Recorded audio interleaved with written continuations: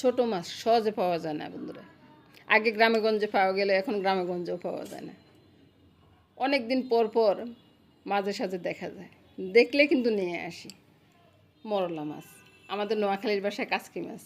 নোয়াখালীতে কিন্তু নদীর কাচকি মাছ এগুলো নাই, তো সেজন্য এগুলাকে কাচকি মাছ বলা হয় আর কি। তো আপনারা কী নামে বলেন বা কী নামে জানেন সেটা আমি জানি না। এই তো হলুদ, নুন হলুদ লঙ্কা দিয়ে আর একটু তেল দিয়ে পেঁয়াজগুলো ভালো করে মতে নিলাম, মাছগুলো ছেড়ে দিলাম। এই একটা মাছ দাদু ভাইয়ের জন্য, বুঝছেন। তো ভালো করে মেখে, কলা পাতা তো আনি নেই, তো কলা পাতা বাদে কীভাবে রান্নাটা করব বা পাতুরিটা করব আর কি। তো আজকে ঠিক পাতুরি হবে না, একটু মাখো মাখো হবে আর কি। তো ফয়েল পেপার বিছিয়ে এবার দিয়ে দিলাম ঢেলে ঢেলে দিয়ে, তারপরে চতুর্দিক থেকে মুড়িয়ে বসিয়ে দেব। রান্নাটা হয়ে যাবে। কত সুন্দর রান্না হবে, রান্না হওয়ার পরে একটু করে দেখিয়ে দিব আর কি। আমি ওই একটা ছবি দিয়ে দিব, রান্নাটা দেখালাম না।